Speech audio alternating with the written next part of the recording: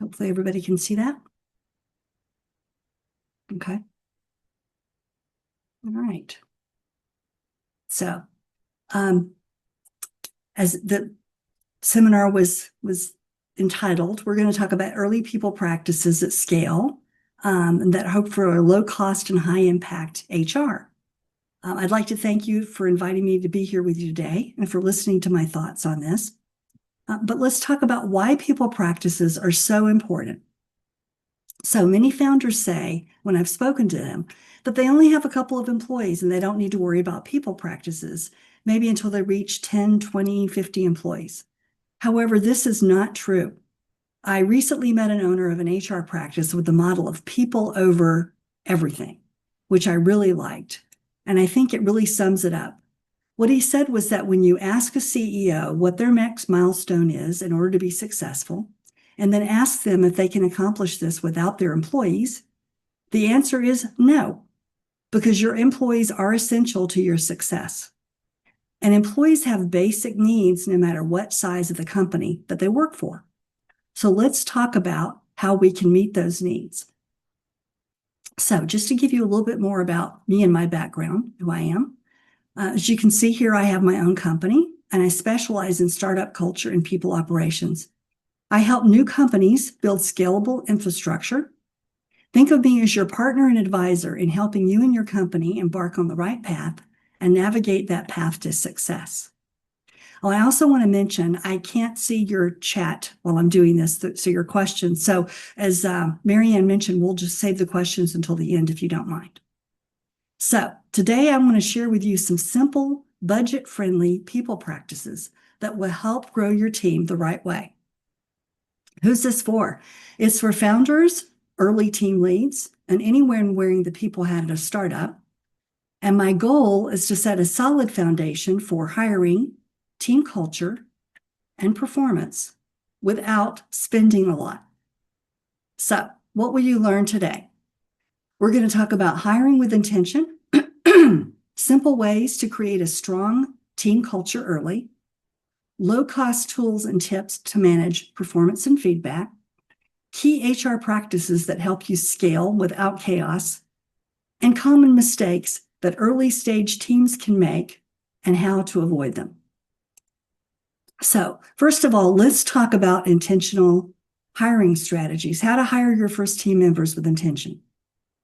One of the first things you want to do is define your core values and the behaviors that exemplify your core values and make them part of the interview process.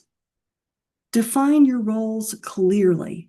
And this means not just writing a specific job description that outlines the task, but also one that talks about the impact that the employees and their role will have on your company, as well as their growth potential in the organization. And focus on the culture fit. Culture is how your team works together. So look for people who share your values and can thrive in an evolving environment. And don't forget to hire for adaptability. Prioritize those candidates who can wear multiple hats and grow with your company. And you can start with your network, leverage those personal connections and referrals for your first critical hires. However, don't hire that best friend who you've known all your life, but they may not be qualified, because that could be the beginning of a negative culture and demotivation for the rest of your employees. So what should be prioritized in terms of your first hires? Of course, we just talked about adaptability. You want to hire people who thrive with ambiguity and believe in your mission. That should be your top priority. The second most important thing is mission alignment. And of course, this is important because you want people who are passionate about your mission, as this is the primary motivation in a startup environment. The lower priority is skills, and this may not seem to make sense, but let's talk about this. Skills can be taught, and if there are skills that are required for the role that can easily be taught, then don't consider them a must-have or a gating item. Instead, prioritize mindset and cultural fit. because it's much harder to change mindset and cultural fit than it is to teach people skills. So hire for attitude, not just aptitude. So now that we know what to prioritize, what are some common mistakes to avoid? First of all, we need to define success up front. We don't want to just focus on the past experience and skills of the candidate, but we also want to make sure that we're clear on what the person needs to achieve in the first 3 to 6 months, and that this is communicated to them. I can't tell you how many times I've had employees tell me that the job was not what they thought it was going to be because no one took the time to clarify this up front, what was going to be expected of them in that first 3 to 6 months. So make sure you have that. Also, use structured interviews. This also has legal connotation to it, to be legal in your interviewing. And this means being consistent with outcome-based interview questions, asking the same questions to the same candidates for a specific role, and then having them interviewed by the same people and acquiring consistent evaluations from the interviewers for each candidate. And that goes along with gathering those multiple perspectives. We don't want to just hire someone because we know them and they're available. We want to make sure that the team interviews the candidates, and we want to listen to and consider those multiple perspectives from your team. Now that we've hired someone, let's make sure to onboard them effectively. So first, you want to put together an onboarding checklist with everything that would be helpful for the new hire to know. And don't forget to circle back with the new hires.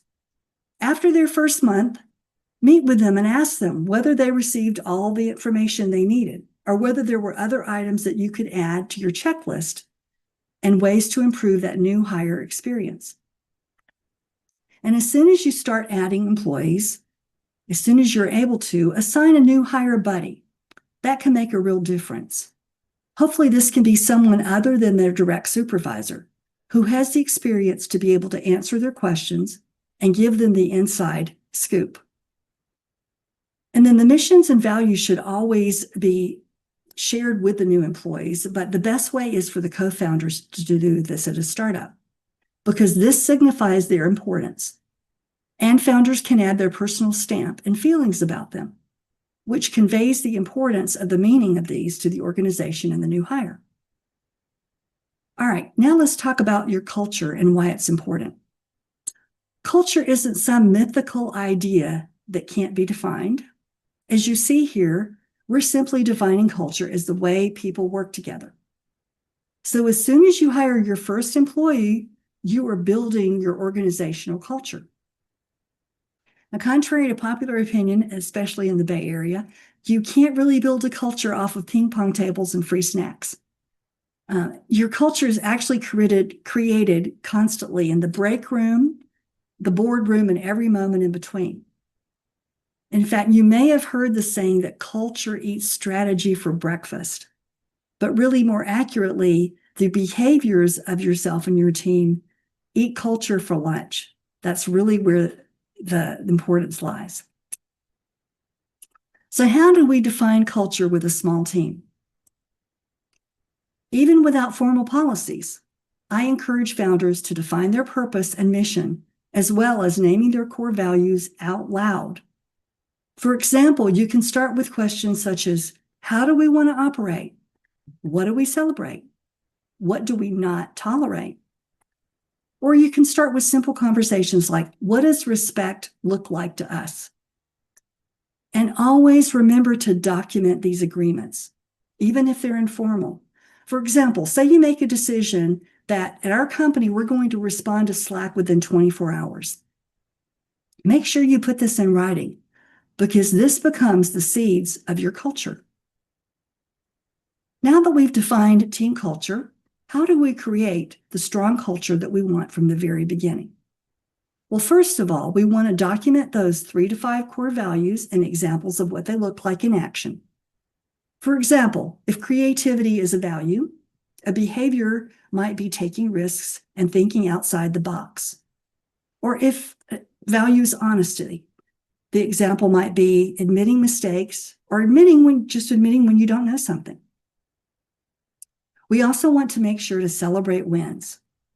Create rituals for recognizing achievements, both big and small. For example, my previous company was 100% remote, and we used Slack. So we had Friday shout-outs where peers could recognize each other's behavior, perhaps that exemplified the company values or any other accomplishment or achievement that they had for the week. And don't forget to communicate transparently. I've always told my employees and even my children that if they do something wrong, they need to be honest and upfront with me, or I can't help them fix it. And that this would also seriously erode my trust in them. And you want this from your employees. But that means that you have to provide this to them as well. And this might include sharing challenges with your team, as well as successes. In fact, you want your employees to be helping you to come up with solutions to those challenges from day one. And don't forget to foster collaboration, creating opportunities for cross-functional projects and team bonding, because cross-training is always a good idea as you grow your company, and it can help facilitate succession planning.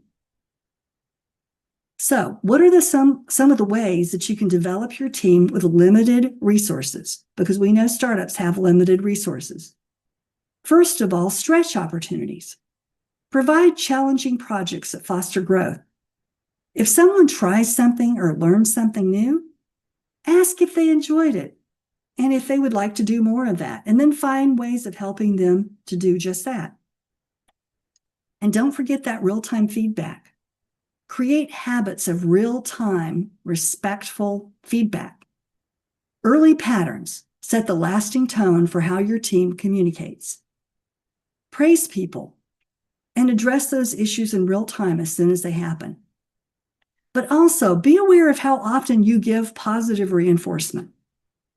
In fact, a Harvard Business Review study found that the highest performing teams averaged 5.6 positive comments for every criticism.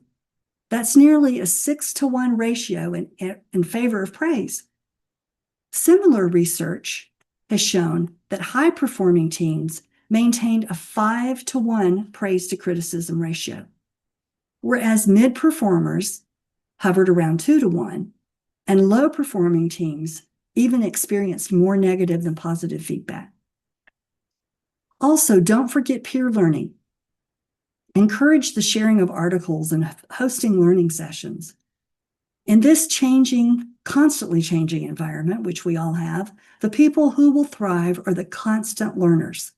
So provide your team with these opportunities whenever possible. And don't forget to clarify the goals. Ensure everyone understands those objectives.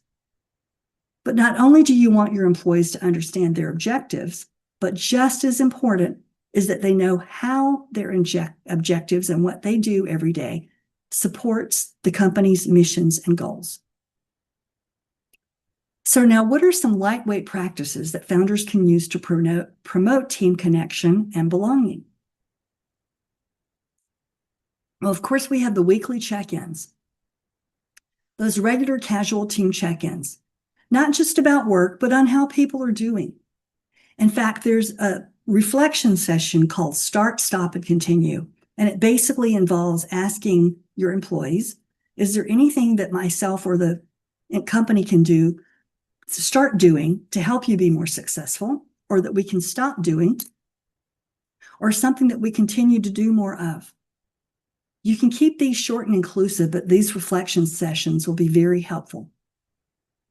Also, rotate facilitation of team meetings. This gives everyone voice and ownership. And those casual Slack rituals that I mentioned before, celebrating those personal milestones or giving shout-outs. And short retrospectives, remembering when you complete a project cycle to follow up with the team meeting on what worked and what didn't work. This is a great way that we can learn from our mistakes, perhaps even celebrating them as learning opportunities. And this is one of the best ways to encourage your team to be creative and to take risks. Now, these practices don't need to be elaborate or formal. What matters is consistency and sincerity. So just remember to be consistent with them. As part of a strong culture, trust and transparency are essential. In fact, 80% of respondents say that they would stay in a job because they have a manager that they trust. Francis Frey, a Harvard Business School professor who studies the topic, defined trust as a triangle composed of 3 traits: authenticity, logic, and empathy. We trust people who are real with us, authenticity, and who make sound decisions, logic, and who show us they care, empathy. He said for trust to be solid, all 3 of these need to be in place. From an emotional intelligence perspective, or EQ as we know it, trust lives at the intersection of self-awareness and relationship management. In fact, leaders who understand their own emotional patterns, especially under stress, are more likely to communicate with clarity and care. And those leaders who actively invest in relationships by asking rather than assuming and listening rather than defending are the ones who create the conditions for better decision-making and more connected bonds with colleagues. So what are some of the behaviors that can increase trust and transparency? First of all, slow down. Many leaders move so fast, particularly in startup situations, that they miss the relational cues right in front of them. Distracted check-ins or missed follow-ups are the small things that can erode trust over time. And ask the real questions. One of the simplest ways to build trust is to genuinely care how someone is doing. Asking about not just their deliverables, but a person's well-being, their energy, and even a sense of meaning in their work. Trust expert Robert Hurley calls this benevolent concern. He said that trust is an issue not because people are evil, but because they are often just self-centered. And practice transparency. People don't expect perfection, but they do depend on honesty, especially in times of uncertainty, which we certainly are living in now. Naming what you know and what you don't is imperative. In moments of tension, what we don't say can become far more powerful than what we do say. And last but not least, be consistent. Trust is cumulative, built over time through repeated signals that say, I see you, I hear you, and I've got your back. This includes doing what you say you will.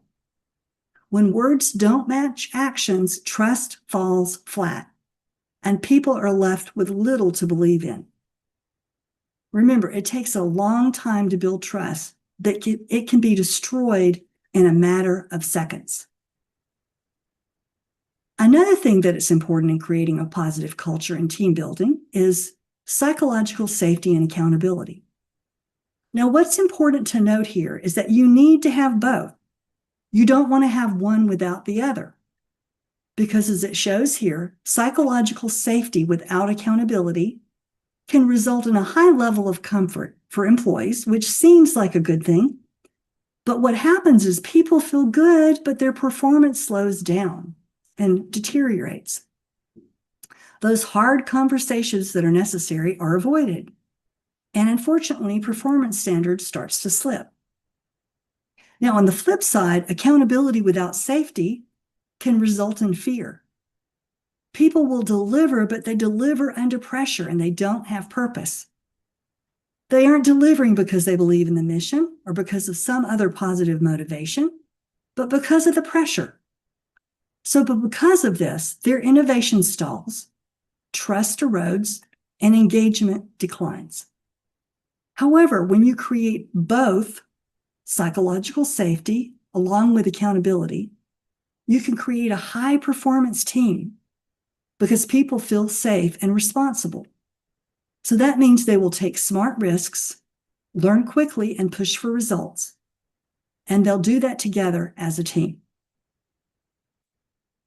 So here are 3 practical steps that you can take now to build psychological safety and accountability for your team. You can just start with a check-in by asking your team, what's one word to describe how you're feeling today? This simple act can build connection and trust. Then you can clarify one thing, pick one priority or deliverable, and make it crystal clear what needs to be done, by who, and by when. And then model feedback. Share a small mistake or lesson you've learned and invite your team to do the same. Try with, what's one thing we could do better this week? Now, how do you bake inclusion and psychological safety into a company before formal policies exist? First of all, you don't need a formal DEI program to start building inclusion. In fact, that DEI term some people are very afraid to use that these days, some companies. We want to be aware of that. But we can do it by intentional habits. Model curiosity. Ask those quieter voices what they think. Avoid making assumptions based on background role or even proximity to the founder. Psychological safety comes from repeated signals that say, your perspective matters. And that can be as simple as a founder saying, I was wrong, or thank you for pointing it out. Vulnerability is a key behavior for successful leaders. So remember, inclusion is built in moments, not manuals. So we've talked about how you can begin to define your culture, but how much should a founder's personality and values shape the team culture? And how do you avoid it from becoming too centered on one person? Now, founders absolutely shape early culture. That's inevitable, and it's the way it should be because it's your company. However, the goal should be values-driven and not personality-driven. A founder's values, such as transparency, urgency, or empathy, can be a North Star, but the team should help shape how those values are lived. So you want to invite feedback, co-create norms, and create space for team input early. This helps you to transition from founder-led to team-owned culture, and this is essential to scale. And don't just write those missions and values on a piece of paper and forget about them or stick them in a drawer or hang them on the wall in the conference room. Behaviors that exemplify the values need to be encouraged and rewarded, and they should be embedded in every process of your company and every part of your employee experience, as well as holding people accountable for those behaviors that are not aligned with the company's culture. And revisit them regularly to ensure that they're still relevant and they're accomplishing what was originally intended. So now that we've talked about culture, what are some signs an early stage startup is building a strong or a toxic culture? Even if it's unintentional, because let me be clear, from day one, you're building a culture, whether it's the culture you want or not. Now, a strong culture shows up as open communication, mutual respect, and people feeling safe to challenge ideas, not each other. So let's talk a little bit about respect. Respect is one of those values that I feel is non-negotiable in culture. Author Christine Porath, in her TED Talk on civility in the workplace, references data from a study of over 20,000 employees around the world. When asked what they wanted from their employers, respect was their top answer. In fact, being treated with respect to them was more important than recognition, appreciation, useful feedback, or even opportunities for learning. The study found that those that felt respected were 56% healthier, 92% more focused, and 55% more engaged. In fact, she says small things can make a big difference, like thanking people or sharing credit, listening attentively, acknowledging others, and even smiling at people in the hall has a big impact. On the flip side, signs of a toxic culture can often go unnoticed in the early stages, like missed deadlines, silence in meetings, or passive-aggressive feedback, or even exclusionary behavior or one person dominating decisions. In fact, if no one feels comfortable pushing back or everyone is burning out, that's actually a sign of something cultural that needs attention, not just operational. Let's face it, you can develop a toxic culture before you know what has happened. And toxic culture increases stress, and not the good type of stress. In fact, a study by the CDC showed that healthcare expenditures were nearly 50% higher for workers reporting high stress levels. In fact, today, between 1/3 to 1/2 of all new disability benefit claims are for mental ill health. And among young adults, that proportion goes up to over 70%. Okay, so performance management is always a number one concern. So how do we go about this without incurring a lot of cost? Well, first we have those weekly and monthly check-ins that are very important. Now, the weekly check-ins can be as easy as a 15-minute one-on-one to discuss their progress, any blocks they may have countered, and support their needs. But these are different from the monthly check-ins, where you ask about how they're doing personally, their development, and if there's anything that's keeping them from thriving and doing their best work. And having those start, stop, and continue check-in conversations that I mentioned previously. You also want to make sure to set simple objectives and key results, or OKRs. Set these quarterly objectives with 2 to 3 key results per person. Also, 360 feedback. You want to set your culture up from day one to encourage and promote 360 feedback. Now, this is not that traditional written 360 peer feedback that a lot of people think about. What I mean by this is, in addition to giving your employees feedback, you ask for and graciously accept feedback for yourself and encourage your employees to give each other feedback all the way around. This is an important part of feeling psychologically safe and holding everyone accountable. And don't forget growth planning. This is very important to current employees. Creating simple development plans with skill building goals is a part of a low-cost performance management. Now, let's talk about some tools and processes you can put into place to enable your managers to be successful, because they directly impact every function, as well as your employees, who are the largest line item in your budget. So first, you want to standardize the basics. These are things such as the framework for effective one-on-ones, team meetings, and performance reviews. Be clear with your managers about how often these meetings are to be held and how they should be structured. Because structure builds confidence, and confidence creates consistency. And establish feedback loops. Managers need routines, not just annual reviews. These are things like regularly structured conversations around what's working and what isn't. These are the same kind of conversations that they need to be having with their employees. So make sure to model these behaviors with them. And measure what matters. The things that reflect on a manager and a team's success, such as engagement scores, retention rates, and team productivity. Now, these will come with a few more employees as you hire them, but these are important. You want to measure these and report on these, because when you do, your best managers will love the visibility, and your struggling managers will know what to fix. And don't forget to invest in ongoing development. One leadership workshop a year isn't enough for your managers, and neither is hoping they'll figure it out on their own. So invest in ongoing development and training for them. Now, if you happen to be a first-time manager, or just a manager who hasn't had any previous management training, or you have some first-time managers who are working for you, here's some guidance for success. Managers need to establish clarity, making sure everyone's roles and expectations are crystal clear, and remembering to give timely feedback to prevent confusion and resentment.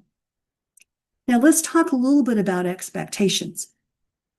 If you rely on just expectations, you are doomed and your employees are doomed to fail.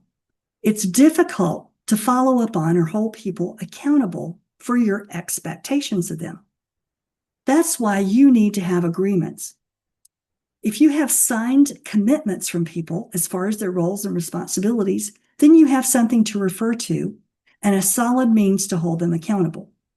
So don't just talk about your expectations, ask them for commitments and document them. Also remind your managers that they need to hold regular one-on-ones and make space for trust. Even if they're brief, these build the foundations for strong working relationships. And I can't emphasize this enough. Managers who don't hold regular one-on-ones will not be successful with their team. And most likely their employees will not stick around for very long. You also need to make sure that in these one-on-ones, you have those tough conversations. Don't avoid them. The earlier that you address misalignment, the easier it is to course correct. Address issues promptly and with respect and clarity. For example, you can open the conversation by just saying, I wanted to check in because I noticed, and go on from there. And don't forget, managers can grow these skills. Managing is a skill. It's not something you're necessarily born with, and you're not expected to be perfect. Managers just need to be willing to learn. And don't forget to get a mentor, ask for feedback, but treat leadership as a practice and continue to practice until you are perfect. Don't treat it as a title.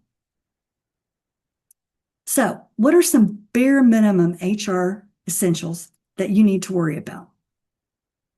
First of all, clear documentation. It's fairly easy to download the latest compliant offer letters or contracts, so always check to ensure that the ones you're using are current and in compliance with the latest labor laws. And remember to document those goals and commitments. Also, compliant payroll. Now, this may be more difficult if you have remote employees in various states or global locations. In that case, instead of using, say, QuickBooks or Intuit, you may have to use an actual payroll service that will ensure that all of your payroll meets the various state and federal requirements. Also, pay attention to your compensation practices. Establish your compensation philosophy early on based on your particular financial status. Also, look at benchmarks and then apply this philosophy consistently. We'll talk more about this a little further along. And never forget consistent communication. I can't emphasize this enough. Remember to have those regular check-ins to maintain alignment and address concern. So what are some key people practices that help you scale without chaos? These are the key people practices, and all of these are very doable now with AI. First of all, you want to standardize your practices. You don't need to continue to reinvent the wheel every time you handle an HR process. Instead, create templates. Many can be found on the internet or with the use of AI. Just remember when you're using AI to double check the results by comparing AI answers from various sources. Then use these processes consistently. And build a knowledge base. Now, this doesn't just apply to people practices. You should have a non-negotiable requirement from day one that everyone save their work on the company network that is appropriately backed up. This is a type of succession planning for when people leave the company or even when they're promoted to a new role and have to turn over their responsibilities to someone else. And implement feedback loops. Now, the feedback we're referring to here is not the one-on-one feedback, but things such as pulse surveys. These are those quick surveys that simply ask employees about their current state of mind, engagement, and morale. And you can do these very simply and for free with SurveyMonkey. Also, don't forget exit interviews when people leave so that you can gain some insight into that employee experience and what can be improved in the future. And plan for compliance. Keep abreast of employment laws in your jurisdiction. Many employment law websites encourage you to sign up for notification emails so that will help you stay abreast of any new laws or changes in compliance. Or once again, you can consult those AI sources. So when is the best time to formalize policies? I saw some of you are not headquartered in California, but if you are, normally your California laws will apply to all of your employees, even if they're in other states. And once you've reached that head count of 5 employees, you need to remember to formalize these particular processes. In states outside of California, you can do so when you reach the 8 to 10 employees. And pay special attention to your harassment prevention training. There's now a free course that's offered by the California Civil Rights Department that should cover the various state requirements. The reason this is important is if there are any accusations from your employees or customers or contractors regarding harassment, and you can be responsible for all of these. If you've required your employees and contractors to complete the training, this will go a long way to support your defense. And then once you're responsible for complying with formal government mandated policies, it's good to combine them in an employee handbook, even if it's lightweight. Making sure that those PTO policies are very clear and benchmarked, because employees will always prioritize their paid time off. So, what to do and not to do in your first 10 to 50 hires. We've already gone over many of these, but to summarize, hire for culture and agility with those consistent interview questions and multiple input. Document the basics or formalize the policies once they're legally required. Be deliberate with your compensation and equity. Don't forget to benchmark your compensation, particularly to the geographic region where your employees are located. If you have employees outside the Bay Area. As an example, if you pay an engineer in Indiana the same as you're paying an engineer in the Bay Area, due to the difference in the cost of living, it could be the same as paying the Bay Area engineer $100,000, but paying the Indiana engineer $120,000. Now, this is not fair or consistent. And as we get closer to required pay transparency for all companies, this will make a huge difference.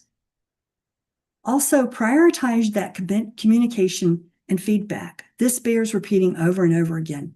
Most managers and organizations don't communicate the right messages often enough, which means you're missing out on an opportunity to have a very positive effect on your employees and your company. And don't ignore the culture. As we've talked about, culture forms naturally, so it's better to be intentional about it from day one. And embed your compliance early. Set a precedence to follow the rules so that you don't have to rein in practices or unhealthy habits later on that have already formed. Now, what do you want to avoid? All of these items we've discussed so far. Hiring in a rush. Take time to find the right fit because this saves money and headaches later. In fact, I recently heard a principal of one of the large VCs saying that the biggest mistake a startup company can make is to hire fast and fire slow. Instead, he coached founders to hire slow, take time to make sure you have the right employee. But when it's clear that the hire is not going to work out, then let that person go immediately. Otherwise, the situation could have a negative effect on the rest of the employees if you let it linger and go on for too long. Also, neglecting that role clarity. Whenever my managers want to fire an employee because of their performance, my first question is whether the employee absolutely knows without any ambiguity what their job is and their commitments that they've agreed to. Because ambiguous roles lead to confusion, conflict, and poor performance. And don't overlook the onboarding. Starting a new job is stressful and nerve-wracking. And the better job you do of helping your new hire to feel welcome and successful, the quicker they will be able to contribute to your team. And don't avoid those difficult conversations, addressing performance issues early before they impact the whole team. Don't ignore the diversity. This goes back to hiring in a rush. Take the time to consider diverse candidates and those that bring diverse ideas to the table. Last but not least, don't underestimate the legal and policy needs. You don't want to open up yourself to risk of an employee complaint or a government audit. So what are some of those practical tools and budget-friendly options that you can use? You can see I have a list here of free tools but this list grows every day as someone comes out with a new tool or software to make your life easier. And most of them are free, at least for the basic option. Now, when you have those employees in other locations and you need that compliant payroll, these are some budget-friendly options or lower-cost options for payroll software. There's also some professional employer organizations or PEOs that are a little more expensive, but they can provide additional HR support and compliance, as well as helping you with savings on your benefits cost. Simple templates, we've talked about those, make sure you have them. And then automation wins, taking advantage of any automation, AI agents to connect tools and automated repetitive tasks. And these can be software such as Zapier that are mentioned here, or AI agents that can help with this. So if I haven't convinced you of the merits of paying attention to your culture and taking care of your employees, here are some positive reasons for doing so. You can increase the investment in traction. I'm a part of an angel fund as well as a VC, and as part of our due diligence, we take a close look at the management team and employees and their qualifications, and even the diversity of the management team. It will also help you to attract and retain top talent. Remember, with social media, your employees or former employees can post any information that they want, whether it is accurate or not. And prospective employees will research and read this. So this is all the more reasons for you to take care of your employees. You also want to reduce those risks and liabilities. This goes without saying, from the cost of losing and replacing employees to government audits, penalties, and lawsuits. And you always want to grow your profitability faster. And when your employees are engaged and performing at a high level, your company will grow profitable at a faster rate. So, what's your call to action? What are those next steps that you can take to put those early people practices into place? The first step is to document your company values, and here's why. There's been a lot of talk lately about leadership in turbulent times and having to make decisions in the middle of uncertainty. And we've seen some very bad decisions made lately by some of our leaders. That's all the more reason why you need to document your company values, because what the leadership experts are saying is that the key to weathering these times and making the correct decisions, even though they may be tough to make, is to have done the work before you run into those difficult situations. And this work is defining your purpose, mission, and values, because this provides a foundation for you and everyone in your company to be able to make those tough decisions. You can't build a house without first completing the foundation. This gives you a grounded base to work from, which results in better and more consistent choices. And as we've discussed, you want to create those hiring templates, set up regular check-ins, and then plan for your first team culture activity. It can be something very simple. You now have easy-to-use tips and a smarter plan to grow your team with intention. So remember, building a strong team early sets the foundation for everything that comes next.